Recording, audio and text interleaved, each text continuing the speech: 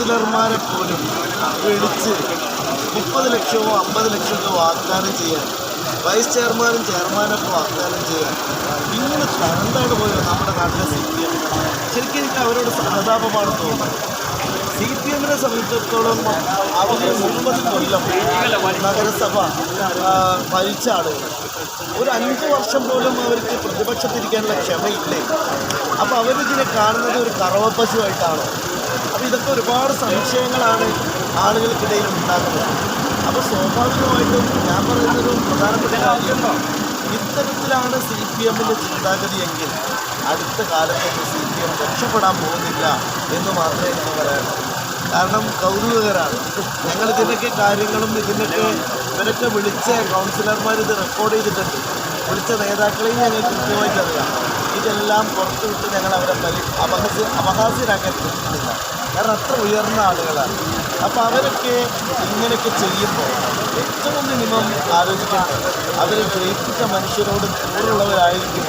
അവർ ഈ കാര്യങ്ങളൊക്കെ ഇവർ ഫോണിൽ വിളിക്കുന്നതൊക്കെ റെക്കോർഡ് ചെയ്യാം, ഇവർ ഫോണിൽ വിളിക്കുന്നതൊക്കെ നാളെ ഞങ്ങളുടെ കയ്യിൽ കിട്ടും എന്നൊരു ചിന്തയെങ്കിലും വേണ്ട. ഞങ്ങൾ ക്ഷമയോടെ കാത്തിരുന്നതാണ്.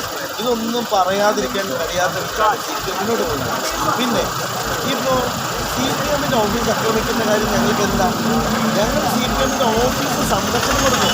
അത് ഞങ്ങളുടെ കൂടി ഓഫീസാണ് ഇപ്പോൾ. കാരണം അത്രയേറെ സഹാക്കളെ കൂടി വോട്ട് ചെയ്തിട്ടാണ് ഞങ്ങൾക്ക് വിജയമുണ്ടായത്. അതുകൊണ്ട് CPM-ൻ്റെ ഓഫീസ് ഇപ്പോൾ ഈ CPM-ൻ്റെ യജമാനന്മാർ മാത്രമാണ്. സാധാരണക്കാരൻ്റെ ഓഫീസാണ്. ആ ഓഫീസ് സംരക്ഷിക്കുന്ന പണിയാണ് ഞങ്ങൾ എടുത്തത്. ഇനിയും അതേ തുടരുള്ളൂ. ഞങ്ങൾ മുസ്ലിം ലീഗിൻ്റെ ഓഫീസിന് എങ്ങനെ സംരക്ഷണം കൊടുക്കുമോ അതേപോലെ CPM-ൻ്റെ ഓഫീസ് സംരക്ഷിക്കപ്പെടണം എന്നാഗ്രഹിക്കുന്നു. എല്ലാ തെളിവുകളും ഞങ്ങളുടെ കയ്യിലുണ്ട്. പക്ഷെ ഞങ്ങളത് ഇപ്പോൾ ആ നേതാക്കന്മാരെ അപമാനിക്കാൻ ഞങ്ങൾ ഉദ്ദേശിക്കാത്തതുകൊണ്ട് മാത്രമാണ്. ഇപ്പം ഞങ്ങൾക്കിടയിൽ എങ്ങനെ വിള്ളലുണ്ടാക്കാൻ കഴിയുമെന്ന് അവർ ഗവേഷണം നടത്തിയത്. അപ്പോൾ അവർ മനസ്സിലാക്കേണ്ടത് UDF-ആണ്. LDF-ലാണ് ഇപ്പോൾ തൊഴിൽക്കുത്തുള്ളത്, പ്രശ്നങ്ങളുള്ളത്, പരസ്പരം കാലുവാരിലുള്ളത്. അതൊക്കെ UDF-ൻ്റെ പഴങ്കഥയാണ്. അപ്പോൾ അവരൊക്കെ മനസ്സിലാക്കേണ്ട കാര്യമാണ് ഇനി പ്രവർത്തകരുടെ ഏതെങ്കിലും തരത്തിൽ അവർ ചെയ്യാനാണ് മനസ്സിലാക്കുക. ഇത് ഈ തരത്തിലുള്ള അക്രമം കൊണ്ട് അവർക്ക് കൂടുതൽ ജനങ്ങൾ നഷ്ടപ്പെടുകയും ഇപ്പോൾ അവരുടെ ഈ വലിയ കോട്ടകളൊക്കെ ഇളക്കിയത് അങ്ങനത്തെ ഓട്ടം ഉണ്ടാകും. അപ്പോൾ അത് അവരുടെ പാർട്ടി പ്രവർത്തകർക്ക് പോലും അവരുടെ നേതാക്കളിലുള്ള വിശ്വാസം നഷ്ടപ്പെട്ടതാണ്. അതിന് എന്നെ കുറേ ചീത്ത പറയാം.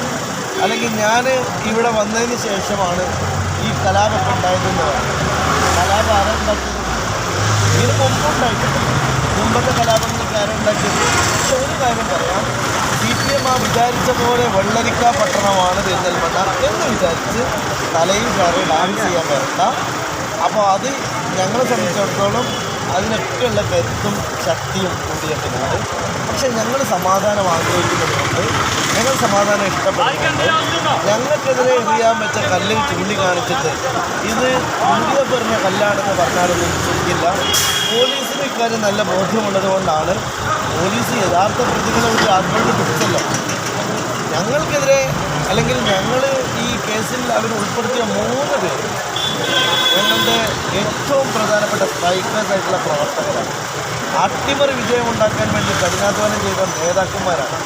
ഇർഷാദും ആദിലും അതുപോലെ തന്നെ ഞങ്ങളുടെ പ്രവർത്തകന്മാരൊക്കെ തന്നെ ഷെരീഫുമൊക്കെ ഇവിടെ ചെയ്തിരിക്കുന്ന ഒരു പ്രവർത്തനം എന്ന് പറയുന്നത് ആ തരത്തിലാണ് അവരൊക്കെ ഈ പ്രവർത്തനത്തിന് മുന്നിലുണ്ടായിരുന്നത്. ഇപ്പോൾ അവർക്കെതിരെ കള്ളക്കേസ് വരും. ഈ കള്ളക്കേസ് കൊടുക്കുന്ന ആളാരാണ്? കള്ളക്കേസ് കൊടുക്കുന്ന ആൾ CPM-ൻ്റെ ഏരിയ സെക്രട്ടറിയാണ്. സഹതാപെന്ന് മാത്രമേ പറയാം. ഇങ്ങനെയൊക്കെ ഒരു കളവ് എങ്ങനെയാണ് നിങ്ങൾക്ക് പറയാൻ സാധിക്കുന്നത്? ഞങ്ങൾ ഓഫീസിനെതിരെ കൃത്യമായിട്ട് എറിഞ്ഞ ആളുകളുടെ വീഡിയോ ഉണ്ട്, തെളിവുകളുണ്ട്, എറിഞ്ഞിട്ട് പൊട്ടിയ സാധനങ്ങൾ കാണാനുണ്ട്, ആ കല്ല് വന്ന് വീഴുന്നത് കാണാനുണ്ട്. എന്നാൽ CPM-ൻ്റെ ഓഫീസിന് ഏതെങ്കിലും ചുറ്റുപാട് ഒരുപാട് ക്യാമറ ഉണ്ടല്ലോ, അതിൽ ഈ സമയത്ത് ഈ പ്രവർത്തകർ ആരെങ്കിലും ഒരാളെ അവിടെ കാണിച്ചു തരും. ഞങ്ങൾ പറഞ്ഞു, അക്രമം നടത്തിയിട്ടുണ്ടെങ്കിൽ ഞങ്ങൾ ഒരിക്കലും അവരെ സംരക്ഷിക്കില്ല. ഒരു ചെറിയ കല്ലിൻ്റെ ചീള് പോലും ആരും എറിഞ്ഞിട്ടില്ല.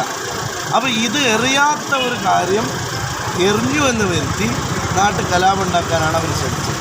മുങ്ങിക്കൊണ്ടിരിക്കുന്ന ഒരു കപ്പലിൻ്റെ കപ്പിത്താനായിട്ടാണ്, അതായത് സാമ്പത്തിക പരാധീനത കൊണ്ട് മുങ്ങിക്കൊണ്ടിരിക്കുന്ന ഒരു നഗരസഭയുടെ കപ്പിത്താനായിട്ടാണ് ഇപ്പോൾ UDF അല്ലെങ്കിൽ ചെയർപേഴ്സൺ വരുന്നത്. അപ്പോൾ ഈ സാമ്പത്തിക പരാധീനത വലിയ പദ്ധതികൾ പ്രഖ്യാപിക്കുന്നതിനൊക്കെ ഒരു വലിയ വിഘാതമായിരിക്കും. അപ്പോൾ അതിന് മുന്നേ പറയുന്ന ഒരു ഓഡിറ്റ് റിപ്പോർട്ട് നടത്തി മാധ്യമങ്ങളിലൂടെ ഇപ്പോഴുള്ളൊരു നിജസ്ഥിതി എന്താണ്, ഖജനാവിൻ്റെ അവസ്ഥ എന്ത് പുറത്തുവിടുമെന്ന് നേതാക്കൾ പറയുകയുണ്ടായി. അത്തരത്തിലെന്തെങ്കിലും ശ്രമങ്ങൾ? അല്ല, ഞങ്ങൾ ആലോചിക്കുന്നേ ഉള്ളൂ. ഏതായാലും ഇപ്പോഴുള്ള മുനിസിപ്പാലിറ്റിയുടെ കടവും പ്രശ്നങ്ങളും ഒരു ധവളപത്രം ഇറക്കണം എന്നുള്ള അഭിപ്രായം UDFിനകത്തുണ്ട്. അത് ഞങ്ങൾ ആലോചിക്കുന്നുണ്ട്. പക്ഷെ ഒരു കാര്യം പറയാം, ഏത് മുങ്ങുന്ന കപ്പലിനും രക്ഷിക്കാൻ പറ്റുന്ന കപ്പിത്താന്മാരുണ്ട്. അങ്ങനെയുള്ള കപ്പിത്താന്മാർ തന്നെയാണ് 21 പേരും ഈ മുനിസിപ്പാലിറ്റിക്ക് അകത്തേക്ക് ഞങ്ങൾ പറഞ്ഞയച്ചത്. ഞങ്ങൾ UDFിന് പണ്ടും അങ്ങനെയാണ്, ഇടതുപക്ഷം കാലിയാക്കിയ ഖജനാവാണ് പലപ്പോഴും UDFിന് കിട്ടാറുള്ളത്. പിന്നീട് UDF കാണിക്കുന്ന ഒരു ധന മാനേജ്മെൻ്റ് ഉണ്ട്. ആ ധന മാനേജ്മെൻറ്റ് ഇവിടെ ഉണ്ടാകും. ജനങ്ങൾക്ക് നിരാശപ്പെടുത്താത്ത വിധത്തിലേക്ക് ഞങ്ങൾക്ക് ഏറ്റവും നല്ല ഭരണം നൽകും.